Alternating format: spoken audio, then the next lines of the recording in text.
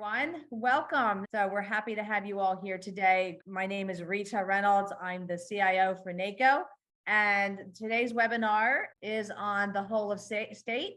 And I'm very pleased to bring to you some great presenters that are going to be moderated by Jennifer Pittman-Leeper, or JPL as she's known. JPL is with Tanium, and her current title, I really love it actually, Jennifer, cybersecurity whole of state strategist. An interesting title for sure, and would welcome your opportunity to tell us a little bit about that. But you did spend about 7-8 years with the state as well, working in different capacities for Arizona. So I'm going to turn it over to you, and great to have you here today. So JPL, the floor is yours. Awesome. Thank you so much, Rita. Thank you to NACO for having us here. As Rita mentioned, this is sort of a whole of state 2.0. I do come from the state of Arizona. I was actually working for the state for almost 2 decades. So I've been there for a hot minute, working and helping them to develop their cybersecurity strategy. And it is exciting what they've done out there. But I realized quickly that I'd like to help more people with their cybersecurity strategies. And that's where whole of state definitely comes in. I just want to set a level playing field so that when we're talking about it, everyone's talking about the same thing. What we're defining whole of state is, it's just a cybersecurity strategy between multiple levels of government. And it can look different in each state, but you do normally have the state, the cities, counties, your K-12s, if you have tribes, all of the above can play in it. It can be any different, conglomeration sort of that. But it is working together. It's coordinating, it's standardizing your governance, your implementation, your validation. I'm going to say this really loud, really clear. This isn't about centralizing everything and taking away all the autonomy from all of the other levels of government. It's not about that at all. It's about working together. It's about participating with one another to make your cybersecurity better. You're going to combine resources. Sometimes you have something really good. Sometimes they have something really good, and you're all just going to put it out there on the table. Here's how we're going to share information. Here's how we're going to respond if there's an incident. Here's how we'll address workforce challenges. And eventually, here's how we're going to standardize on some tool solutions so that we can all be talking in the same language. Enough talking about what whole of state cybersecurity is. I want to get to the stars of the show. I want to introduce some very special guests. A stellar panel, in my opinion. We've got 2 state CISOs, Mr. Ray Yepes from the state of Colorado and Mr. Ryan Murray. Update on Ryan's title. He is now indeed the interim state CISO for the state of Arizona. Shout out to you on a well-deserved nod there, Mr. Murray. Guys, I have to be nice to him. He used to be my boss. We also have on the line with us today, Ben Edelen from Boulder County, and we have, which is in Colorado, and then Jerry Neely, the CISO from Pinal County, Arizona.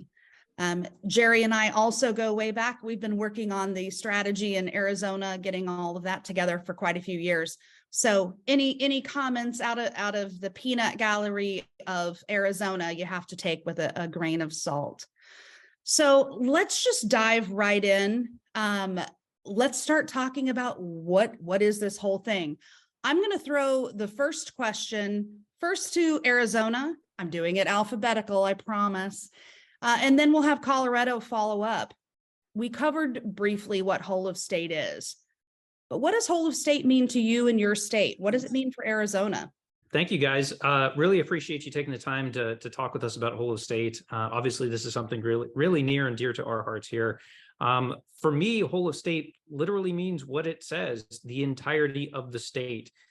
So we've been talking specifically about how an attack against one entity in the state of Arizona is considered an attack against all of us, and really building out that collective defense across all levels of government, whether that's cities, counties, tribes, or school districts, everyone across the entire state, and really to even include some of our private sector partners. And I think we'll talk a little bit more about that later. But really realistically looking at this as an entire state problem, and as something another one of our community mentioned the last time we talked about this, is also looking at whole of state solutions, right? Not just how is this a problem that everyone's facing, but how do we all come together to find common solutions? Jerry, anything you'd like to add from the Arizona perspective? I think the foundation of whole of state is collaboration.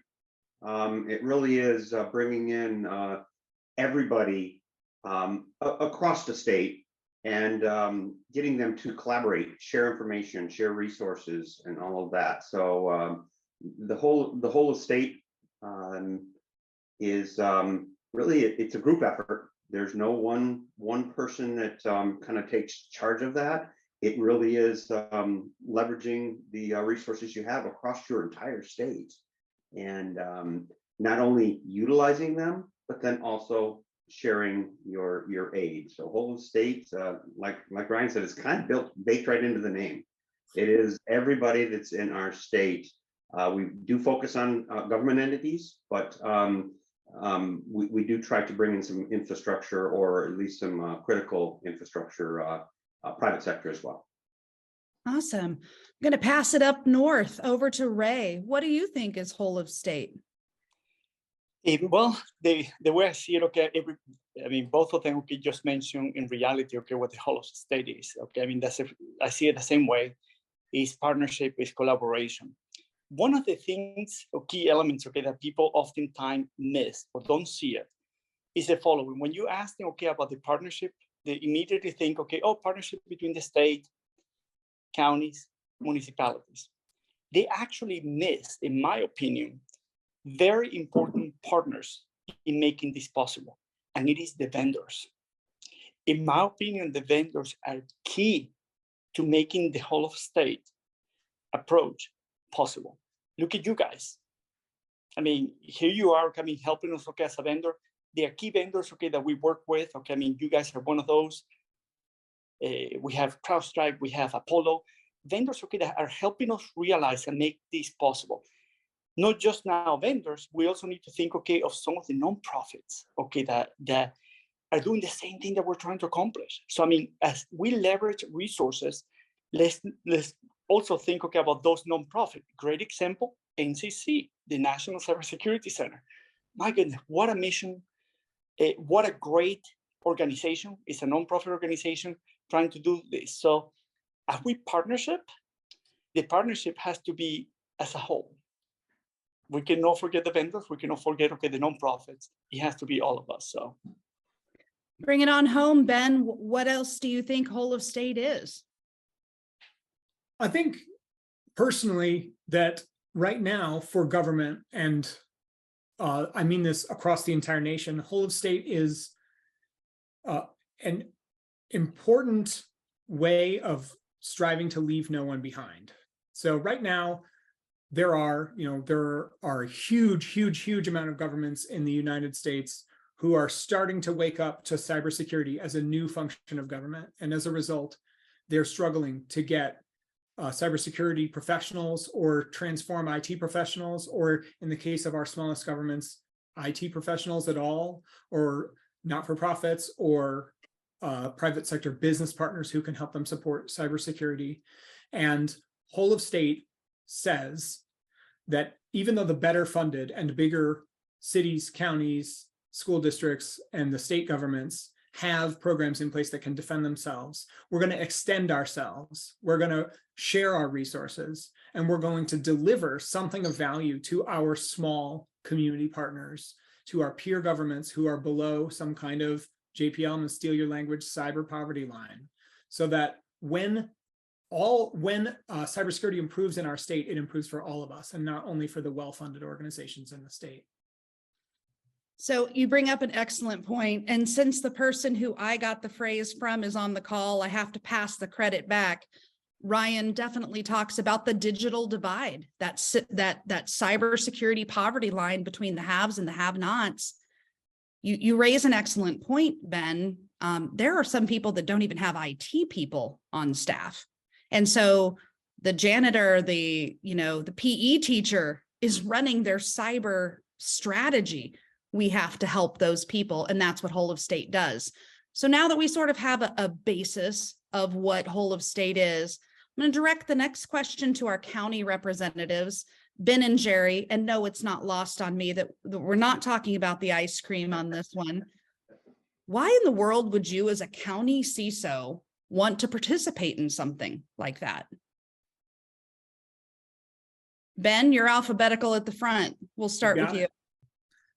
Well, I can tell you why. So having started a couple of local government cybersecurity programs and worked over the course of about 7 years to mature those programs and to develop engagement with my organization, I can tell you that, again, most of the governments in our nation do not perceive cybersecurity as a critical infrastructure function, as an essential element of the risk management posture of the organization, and as a value, a partner that adds value to eliminate old things and make our governments better and more vibrant, and of course prevent the impacts of scary things like futuristic kinds of damage like cyber war and the current generation of fraud that's sweeping our world. So since governments are hesitant still to create those positions, staff those positions, and support those positions with the resources needed to do the work well, it is extremely important that the individuals who are in those roles, who have had those opportunities to work and build within their governments, that they begin to collaborate, that they find who their resources are within the state government. State governments are often much farther down the line in terms of understanding these roles need to exist. And the only way that someone can, who's being pulled into this environment, maybe even if you're the janitor and you're being asked to do cybersecurity, or maybe that you're the PIO, you need help. And we want to participate in this effort because we've gone through that. We know exactly how painful it is to invent a program from scratch. We want to turn around and make sure other people have some kind of pathway to follow. And we want to work together to create as well covered or as deeply integrated community of practice within our state as we possibly can. And I think that's not a grassroots effort, not a top-down effort. It's an everybody effort, all coming together at the same time for that work. And Jerry, how about your perspective? Why do you as a county want to join in this effort? Okay, well, Ben covered a lot of that. It is the state was and is farther ahead in their cyber posture, and they're addressing these issues. And so as the kind of the trickle down effect for these things is, some of the larger entities, the better funded entities and things like that, they started earlier. And so they've got more experience. I'm not facing a unique problem in cybersecurity. None of us are. We're all facing the same problem. So why try to reinvent my way of addressing the same problem everybody already has? So joining in with the state and my other peer organizations and developing programs that address the exact same problem. That's on top of that, the collaboration thing, which I'm really big on, because I know that the cyber criminals out there, they do a really good job of collaboration and communication and get together and sharing of information and things like that. And then we in governments don't always do such a great job. And so we're a little bit behind on that. But if we can all join with our state partners and our other partners in here, we can help, together we can all be better, right? Because people in my state organization are more advanced, and they have maybe some more tools and have some more knowledge that I can leverage and use within my organization. And then in turn, kind of take that and run that, and that might be covered later here, JPL, I don't know, but I can take that and go to the next organization within, a city or a school or something within my purview or within my area that will, again, be suffering the same thing. You guys have all mentioned the fact that there are several organizations that I've talked to throughout the years of doing this that don't have any IT representation. JPL,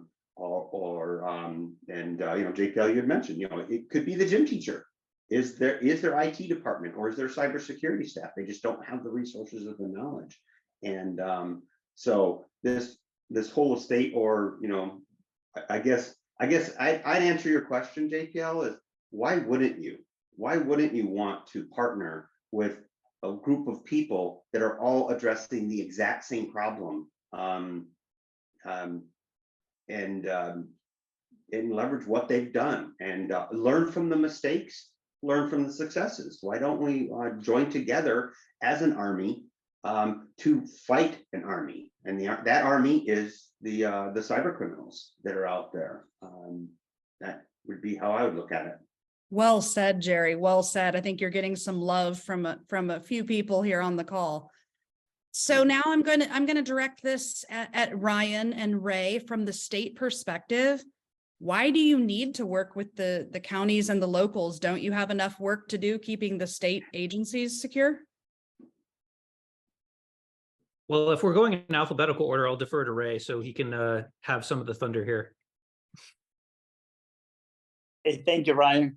Well, I mean, for many things, okay, I mean, I'm going to actually quote Ryan's former boss, Tim. Okay, he used to say, here we are defending against other countries' militaries with unlimited resources, and yet we're having to do so with very limited resources. When you think of that, okay, I mean, just for the 1 second, the fact, okay, I mean, that really we don't have the resources to do things, okay, I mean, the way, okay, that we would like to do it. The only way, okay, that we can do this is by collaborating. It's collaboration efforts, okay, I mean, and partnerships, okay, between us and the counties and municipalities. Another thing, okay, that I always tell people, okay, that is a great example. A few years back, I remember back when the pandemic started, I remember Facebook was hacked. It was all over the news. I mean, it was funny because I remember reading at least 20 plus articles about this hack. And it really wasn't Facebook. It was a vendor of Facebook who was hacked. And if you ask me nowadays, 3 years later, do I remember the name of the vendor? No. And yet I read 20 plus articles and I don't remember the name of the vendor. So same principle applies to all of us. I mean, if somebody's, okay, is hacked, okay, in your state, whether it's a city, municipality, county, at the end of the day, people are going to remember, okay, that is the state. So it's to our best interest to protect everybody. And just like Ben mentioned earlier today, one of the guiding principles, the whole of the state approach, at least for the state of Colorado, is no government will be left behind. So when you go and think, okay, of that approach, it's the right thing to do. Nobody can be left behind. We all have to be on this together. So passing it over to you, Ryan, I have a feeling I'm going to hear a little bit about the digital divide. Yeah, and I was going to say something cheesy and essentially say we don't need to work with the counties and locals. We get to, right? I'll maybe walk that back a little bit because we all do need to work together, but it's really something to benefit all of us. It's a collaborative effort. And you mentioned it, Ben mentioned it, the cyber poverty line, and I'll even go back further and say credit where credit is due. This is something that Wendy Nather from Cisco talked about, almost a decade ago, and it's finally starting to be talked about again with all this conversation about digital equity and uplifting everyone to be able to be on a level playing field. We shouldn't have to rely on $1 billion tax base just for a city to be able to continue to exist. And let's be frank, we're talking about existential threats to our government entities. If a small city gets taken out with ransomware and they don't have backups, they don't have good defenses, their cyber insurance companies stopped covering them years ago because they couldn't pay for their premiums because they keep jacking up the prices. That city just basically ceases to be able to provide government services anymore. And we cannot let that be the case. We need to be providing the help and support and assistance that we can. To Jerry's point, right? Let's spread some of this wealth and this love around where we have the best practices, the capabilities, the years of experience and maturity in our security programs, not just at the state level, but some of our larger cities, our larger counties. Major kudos to Maricopa County. They're doing some amazing things. Same down in Pima, right? City of Phoenix, City of Tempe, and Mesa. These are larger organizations that have mature cybersecurity capabilities. And let's take that and what they're doing well and spread it out to everyone else that maybe doesn't have the ability to do that or just hasn't had the opportunity to do it. And again, let's not make this into you have to have $1 billion just to continue to provide critical services to your citizens.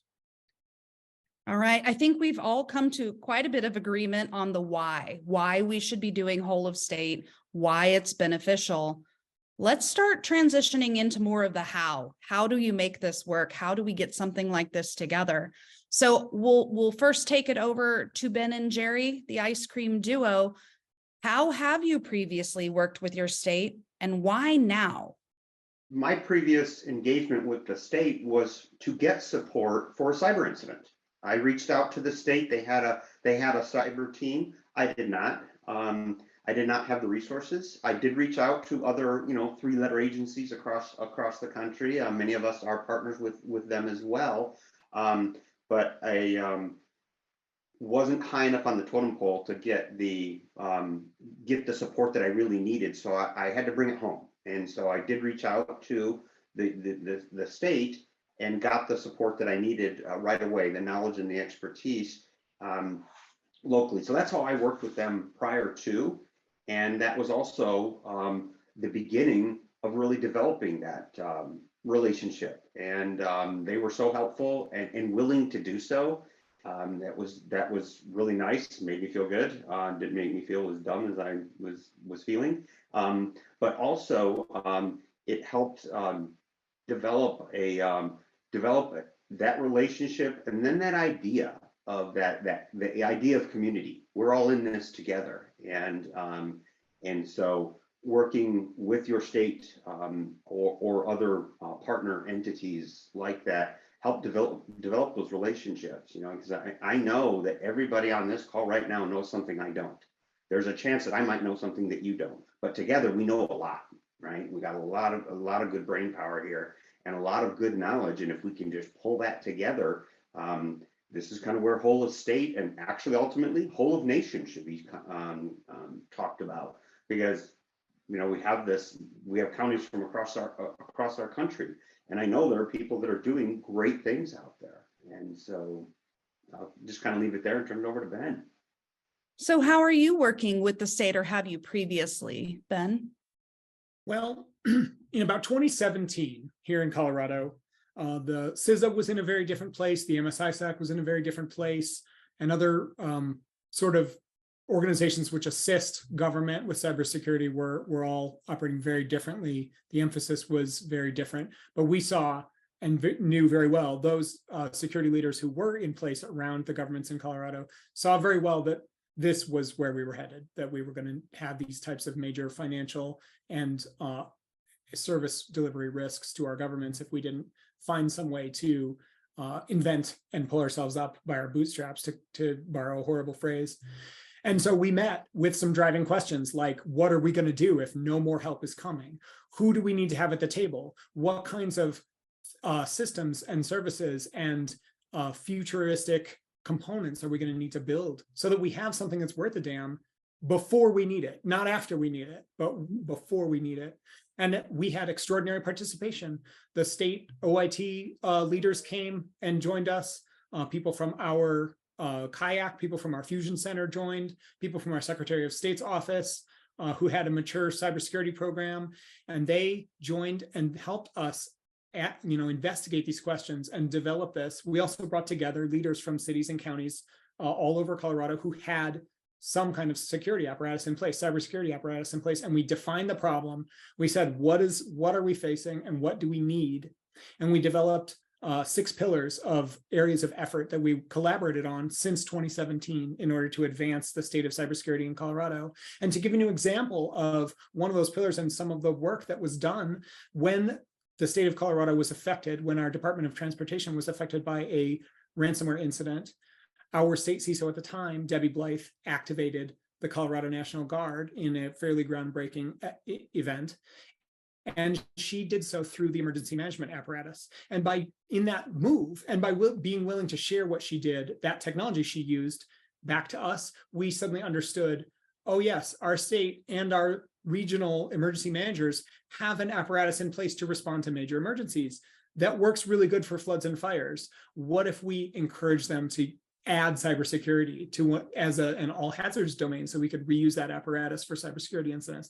Now that's something that we're continuing to mature in Colorado, but it's an example of how those partnerships were able to make high quality processes that the state had been curating available to local governments in order to create a much better outcome in the event of major incidents.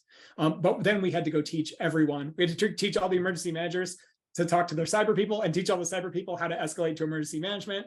It's a big thing. I see Ryan nodding his head quite a bit, working with the National Guard. I think you're sort of raising some excellent points there, Ben, when it's thinking outside the box, people who you haven't worked with in the past, people who maybe have some sort of resource or apparatus, as you called it, that could be helpful and bringing it in. I know Arizona is also working with their National Guard and is partnering with them. And to speak to that proactive piece, having those agreements in place in advance before the incident occurs. Okay, so let's pivot a little here. We've talked about sort of some of the hows and the who's and the whys. How do we ensure that the locals have a voice in this and that they're just not run over? I think that's it's a real concern that's out there, losing some of their autonomy. So I'm going to pass this to the state CISOs. Ryan, do you want to take a crack at the governance piece of this and how that might look in a whole of state model and what you're doing in Arizona? For sure. Yeah. And frankly, this is something we've been doing here in Arizona for quite some time, right? We've been providing these tools similar to what we're doing now as part of our larger whole of state strategy to local governments for about the last 4 years now through some federal Homeland Security grant funds. And as part of that discussion, anytime those funds are allocated, that requires them to go through regional advisory councils to discuss what is the purpose of this, how is it going to be used in my region, is this something we actually need and something we should be spending money on?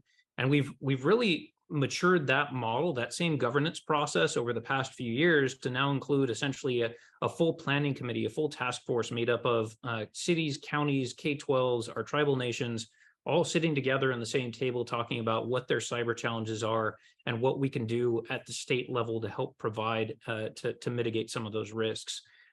We're also modeling this very closely after a program that we use here in the state, essentially two sides of the same coin, looking at what are our challenges at state agency levels, because as Jerry mentioned, these are all the same fights that we're fighting across the state. Let's not reinvent the wheel every single time we have a problem that we're trying to solve. So let's bring all the state agency cyber people together. Let's bring all of the local government cyber people together and start discussing these as two sides of the same coin, as opposed to two separate things that we're trying to solve individually.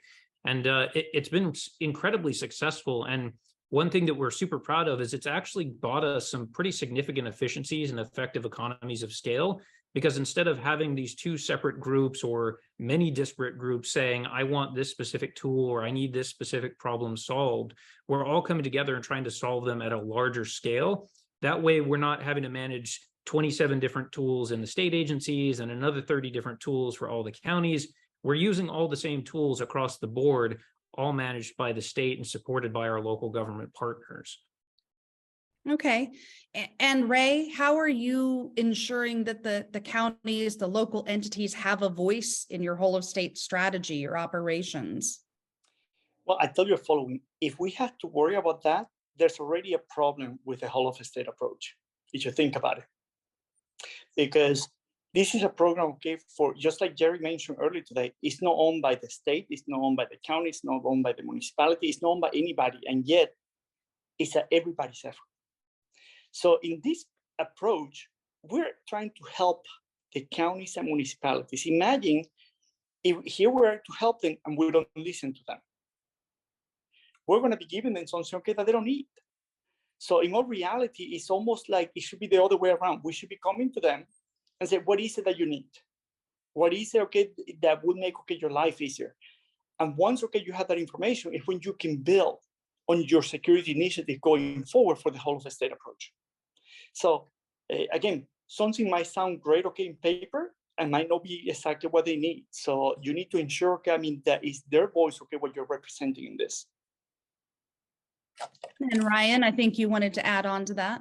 Yeah, I want one quick go back that I would just say, go talk to people where they are, right? There's so much of this understanding of talk to people, understand what their needs are. But if you're requiring them to come to you, if they're required to travel from the far-flung reaches of the great state of Arizona or Colorado, making them come to Phoenix to present their information and their opinions is incredibly disheartening for a lot of people, right? So we've been doing what we found some great success here is doing actual physical road shows, going around the state, meeting with people where they live, shaking hands, looking people in the eye and hearing their concerns and talking about how do we address some of these things, and knowing that we don't necessarily have all the answers.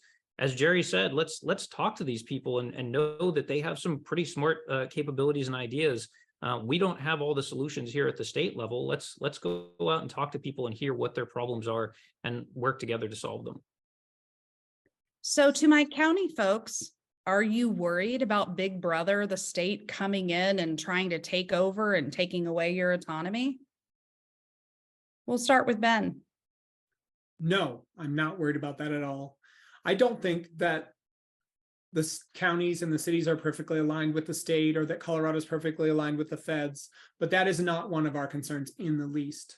If anything, I am deeply concerned that the state has not set or shared an expectation of more cybersecurity engagement from the cities and counties. Our cities and counties in Colorado are famous for our home rule type capabilities, and that allows them to be very autonomous from the state government, make their own choices and build their own cultures. But one of the negative effects of that is they're not hearing that they need to invest in cybersecurity as this new function of government. It's not new to some of us, but it's new to many of us. And if they don't make that investment, and if they don't toe the line to some extent, then there's no one for us to engage with in those organizations, and we can't help defend them by allowing them or by enabling them to join our community. And so, just being honest, it's one of the least of my concerns. We have found many places where where the local governments are saying, hey, we're excited to have this and this and this, and we hope the state will change a little and lend its gigantic power to creating this for us, or to helping us in our volunteer efforts to make this happen. And in exchange, the state has said, well, we also need your help to help us approve these things, to work on funding sources, to help define the problem, to get some volunteer effort into the planning work that goes into these things. And that collaboration has not resulted, in my opinion, in any kind of situation where we feel that the state is going to take us over or wipe us out or put in some regulation that's going to overshadow us or our autonomy as organizations. If anything, I sincerely hope that we do see more emphasis, especially towards local government leadership, that they need to join this effort. And I will say this too, there is a huge amount of language out there about, do we have the right agreements in place, and people being hesitant to work together if they lack the correct agreements being in place. I'm going to say right now, and this may not be true for all places in the United States, but in Colorado, the hesitancy to work together is not coming from a place of lacking the right intergovernmental agreements on paper. The hesitancy is coming from the fog of war. We don't know what we're committing to when we say we'll help our neighbor. We don't know how long that will be, and we don't know how much damage it'll be, and we don't even know if we will be able to rise to that challenge. So peering through the fog of war is what's making us hesitant, not are we all willing to sign these intergovernmental agreements. We do have a strong sense here that Good Samaritan work is not going to be punished. So I just want to throw that out as well. I love hearing your passion, Ben. I do. Before I kick it over to Jerry to follow up sort of on that, we did have a raised question out there. Nicole, did you want to come on camera and share something? Yeah, I was just going to agree with Ben. I know Ben very, very well. And then with the discussion going on that, yes, there are a lot of really robust vendors out there, some in which I am looking and researching into to bring into our environment. However, I have made so many relationships and foster relationships with the state of Colorado, with other county peers who now work for the state of Colorado, that going through something recently, I reached out to the state immediately, found out who I wanted to come in and help our organization. And without any question, the manager new now is Jill Frazier, and then Trace as well. was able to bring in Ryan Meacham into my organization to help the collaboration between two different departments understand the difference between cybersecurity incident response plans versus other physical consequence response plans. And it does. I will reach out to the state because it is that partnership. It is those relationships that we have fostered that I do trust. So I think it's right on. I mean, this conversation's fantastic. Thank you so much for sharing. Jerry, do you have any concerns about Big Brother, or is it just another resource for you? And absolutely not. I mean, Ben really covered it very well, but we're first of all, I'm not worried about them coming and trying to take over, because I know for a fact, and everybody here knows that we're all facing this, they wouldn't have the resources even if they wanted to.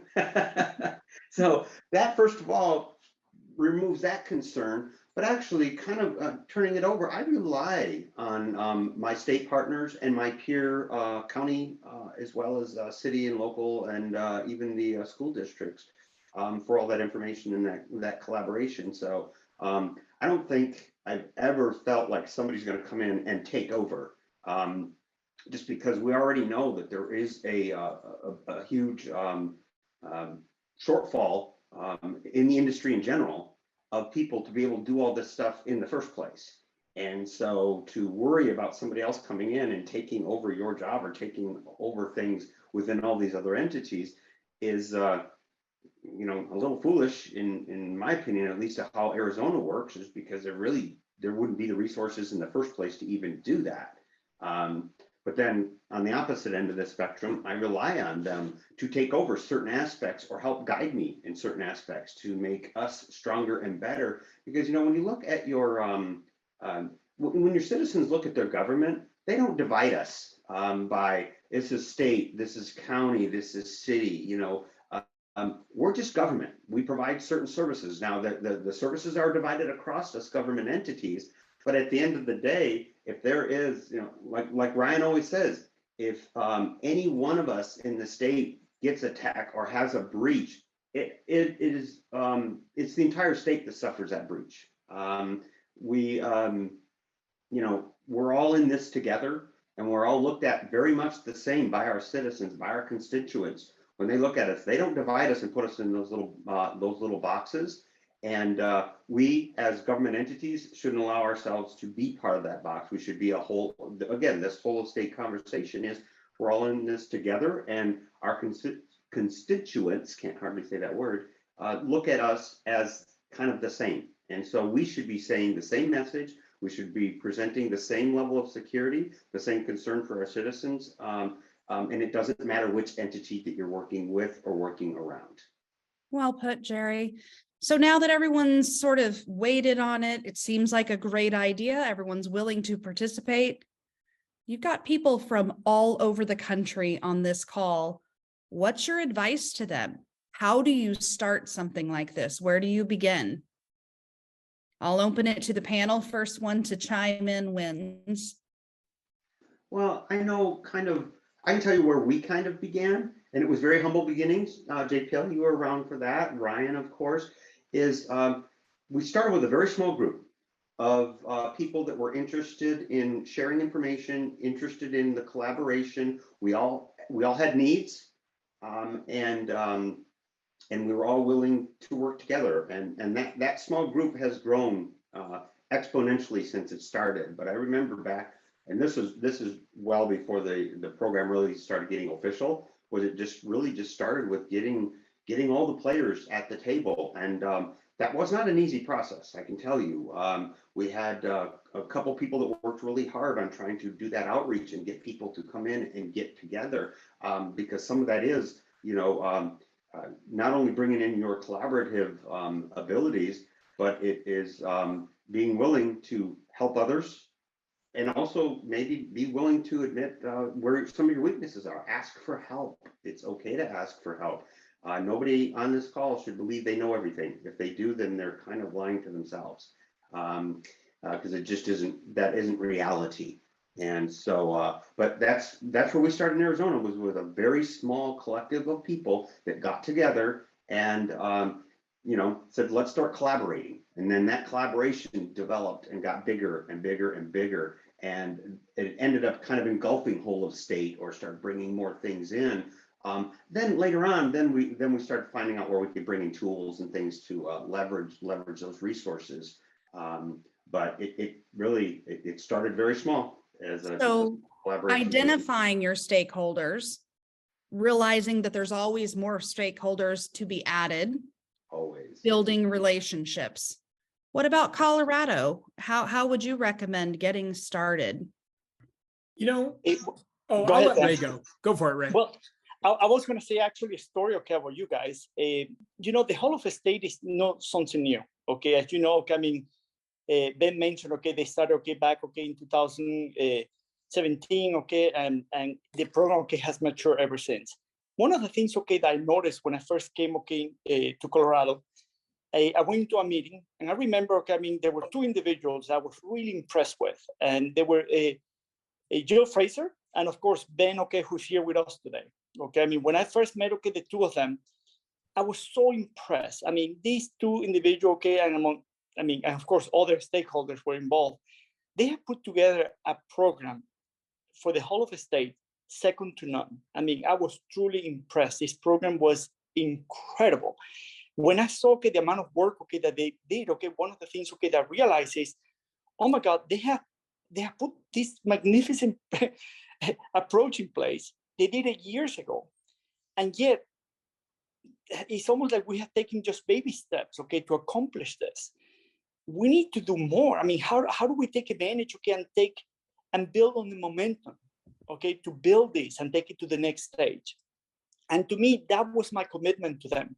Once I saw, I mean, what a great work, okay, they have done. I mean, truly, I have seen other programs, okay, other approaches, okay, for other states, okay, that they have shared with me. I've never seen anything like this. I mean, I'm not trying to toot, okay, on Colorado's horn, okay, I mean, but really, the people, okay, that got together for this, okay, did an amazing job. So to me, it was like, it's the only way to do it. We have to take this to the next stage. And in fact, okay, my commitment has been there. And I think, okay, Ben has seen it, okay, and everybody else has seen it. In fact, we were, as far as I know, all right, we might be one of the first state, okay, to actually hire somebody fully dedicated to the whole of the state. And we have a manager, okay, whole of the state. And we're trying to build, okay, on this partnership, okay, on this relationship, okay, I mean, just like Ben said before, to try to take it to the next level, because otherwise we're not going to make this happen. So go ahead, Ben. Thank you for letting me go first. Thank you, sir. That passion that Ray brings is one of the reasons why we're going to be really successful in the next step. And I agree that it feels like baby steps. And I honestly recommend baby steps. And I was just going to chime in with, you said the question was how to get started. As a cybersecurity professional, I get started by taking an inventory, deciding what I want to be applied to that inventory, and then creating structured processes to make sure that the inventory reflects the standards that we want to set. Well, this isn't much different. So just as JPL said, you need to find out who are the governments that you're going to bring in scope for this. Who are your cities, counties, special districts, state agencies, and associated non-for-profits and private sector partners? Who is your team that you're going to want to bring together on this? And then if you want to baby step it, get something done. And here's what I recommend you get done. Threat intelligence. We have numerous intelligence pathways that come from the feds. We have intelligence pathways that come from our ISACs, and we have pathways that come from our high-end security vendors. And those are slow. They're slow because they require a lot of confirmation so that only accurate information is passed through. And those organizations feel like they're obligated to send accurate information. So set up something that's not accurate. Set up something that's fast, something where you can turn right around and share with your peers that you saw these IPs screwing around with your environment, or this email address is clearly compromised at your, at the next city or county over. And can somebody get a hold of them and figure out how to get them recovered? And, hey, I need help. Can somebody help me? I don't even know who is on the other end of this call, but I need help. Set up an intelligence pathway where people can share what they're facing. It goes out. Everybody has a mutual understanding that it's not information you can totally trust, because it hasn't been vetted, but it's information you can take quick action on, and it starts conversations, builds relationships, gets new people to know who the players are, teaches everyone the traffic light protocol, and reinforces our commitment to the traffic light protocol so that we're handling intel appropriately. It's a foundation that was started with the fusion centers after September 11th, and you can build on that. It's a great place to start creating a community of practice for cybersecurity leaders within your state. And I think that Arizona, you kind of built upon that communication platform, being able to quickly communicate information. Do you want to share a little bit about that? Yeah, so I was going to echo exactly what Ben said. That's really where this community started. And that's kind of what I was going to say is start by building a community. All of this stuff comes together if you have a community that's devoted to it, that's dedicated to it. I don't want whole of state to become just another buzzword that we use to talk about things that are nebulous and non-impactful. Build a community across the entire state. And a really great way to do that and start providing immediate value is sharing cyber threat intelligence information. Even if it's just quick IPs or email addresses that you're seeing attacking your various government entities, even if you don't have the capability to do that and share that information yourself at the city or county level, just receiving that information from the state or from your larger entities across the state. That's incredibly impactful. We know this stuff is impacting and targeting everyone everywhere. If we can get ahead of it, if we can share the information we're seeing at the state level or some of our larger cities and counties and share that with the smaller organizations so they can defend themselves, even if they don't have the tools or the capabilities, they can at least be aware that those attacks are happening. That helps drive and build that value of having that community, sharing that information in real time. I was also just going to say, do something, right? Anything. Yeah, just do anything, right? We talk a lot about building plans and building strategies and taking baby steps is great, but actually take some steps, right? Just start doing anything towards whatever that long-term strategic goal or vision is. We spend a lot of time just mulling over and building committees and task force and trying to figure out how we're going to solve all these problems and make everyone happy.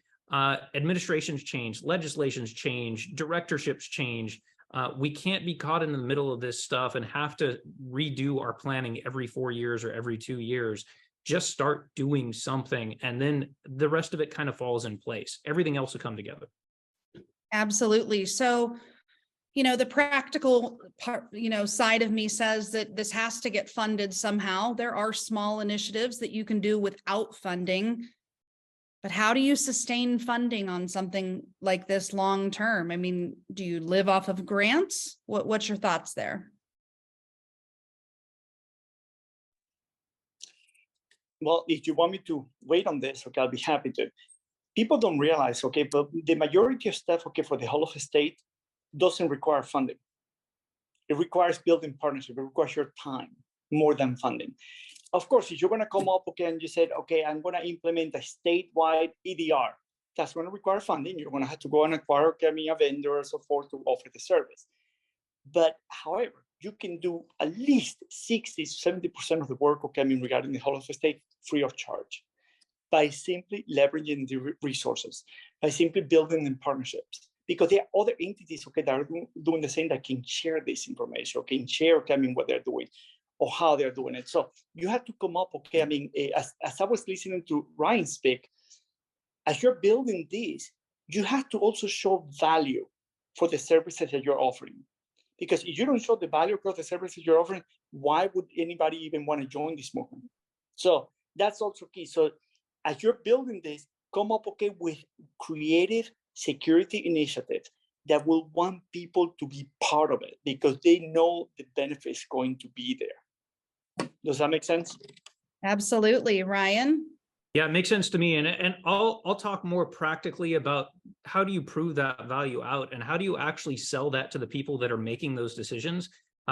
Because this is not one of those one and done things. This is never going to be, oh, we solved the cyber problem across the state, right? It's going to have to be a sustainable thing that is funded year over year, ongoing, because it's never going to be a problem that goes away unless we just live in a utopia now and cyber criminals are gone, which that would be great, but I don't think it's realistic. So talking to the people that are the decision makers, having them understand where the value is coming from, pointing out and not using fear, uncertainty, and doubt, because I think that's sort of the default when we go to talk about cyber threats. Talk about the benefits that are provided to protecting and defending the critical citizen services that we provide across the state, the impact that we're making sure that those citizens continue to be able to receive those services. Talk about what happens if those go away, right? Make it a local issue. The quote that all politics is local, right? Talk to your legislators, talk to the legislative districts that are benefiting from these programs directly, because most of them are not going to know about these things unless either their citizens are talking to them or lobbyists are talking to them, frankly. But go out and actually prove out the value of saying, look, these services are being provided directly to your constituents, to the governments that serve them. Here's what we're doing to protect them. Here's how we're all working together to better protect the entire state. And here's the impact that's happening because of that. So last question to the panelist. What role do you see in whole of state for the private sector? How can we help support you on this journey? Oh my God, I mean, look what you guys are doing. And I tell you this, okay, I mean, one of your very own, Brad, I love Brad, okay, I mean, he's one of our biggest supporters, okay, I mean, at least for the state of Colorado, when it comes down to the whole of the state. I never seen, okay, a vendor so engaged like he is. And again, he's a critical partner, okay, on making this possible. I mentioned it earlier today, you remember, okay, I said, okay, vendors, okay, we often forget about the vendors, but whole of the state, the vendor has to be part of it, so. Arizona? Yeah, I'll go ahead and chime in on this one. Obviously, there's multi-facets here, right? There's three really critical pieces that I think we need to focus on. One, again, we can't do this alone. There's no way that government can do this by itself, whether at the state or local level. There's not enough funding, there's not enough resources, and certainly we're not going to be able to develop the high-powered cyber capabilities that we need to be able to do these things across the state with internal resources. It's just never going to happen. So to Ray's point, we have to rely on our private sector partners, our vendors, those people that we're working with to provide a lot of those capabilities. The other side of that is threat intelligence sharing, as Ben mentioned, right? The private sector in our states are getting hit with these same cyber threats that we're seeing at the public sector level. Let's partner with organizations that are sharing that information among the private sector, whether that's ISOs or ISACs or other individual organizations that are willing to share this information. Historically, private sector doesn't want to share cyber threat information with the government just because it makes them look weak. It potentially makes them liable to legal issues. But find an organization or find a way to share that information amongst each other. And that way you can share back and forth, because the same stuff that's going after public sector is also going after private sector. And then the third thing really is a lot of critical infrastructure is held by private sector organizations. So knowing where that looks like, partnering with them to understand what that risk is to your state, understanding where they're being attacked and how they're defending against those threats. Because again, it's one of those things where this is an attack against all of us. We need to build a collective defense across the entire state, across the entire nation, to better defend each other. All right, it sounds like we have our work cut out for us. I want to thank all of the panelists today for joining. Thank you all so much. We do enjoy working with each and every one of you. And I encourage all of you who attended today to reach out to these folks to figure out what exactly it is that they're doing. Let them tell you the real versions. Let them get into those nitty-gritty details with you. And I believe we're going to share their contact information. I encourage you to reach out. I would love to help connect you all with other folks that are doing some of these initiatives. And I know there is a lot of great work going on in all of the states. It's fun because my job is literally connecting people and sharing those best practices for who's doing what and whatnot. I think that's a very exciting piece. Big thank you to NACO for allowing us here today to have this great thing. And finally, I want to thank all of you for leaning in, listening to this conversation. As sort of my one final thank you, I'm actually going to be dropping something in chat here. We have just created a new resource website that is for all of our whole of state thought leadership piece on this. Thank you again to all of you all for coming, and I'll turn it back over to Rita. Oh, thank you so much, JPL, and thank you to our panelists. Really, really appreciated all that you shared and the positivity that came out of this today. Ben and Jerry and Ray and Ryan, it's truly inspiring to see the collaboration. And I know that's an often used word, but to see you all working together. I made a couple notes on some phrases that just stuck with me, and that the one, leaving no one behind, not leaving behind a county or a city or a local government, a municipality, because we're all in this together. And the fact is, if one of us is hit and affected, it could affect so many around us. So that was one phrase. And that cyber poverty line, that's an interesting way to think about it. And I mean, it's true. You know, what's that line you see on the NCSR that you need to hit? And where are you falling in each of those categories? It gives you a bar or something to work towards. So the other thing last thing I will say is the importance of partnerships with private industry. We are using so many of our private partners for cloud services of a whole slew of applications and infrastructure that we do all need to work together. So I've said this multiple times, whole of state goes even beyond just the government entities and includes the nonprofits and our private partners. Thank you again, everyone. Take care. Have a great rest of your week.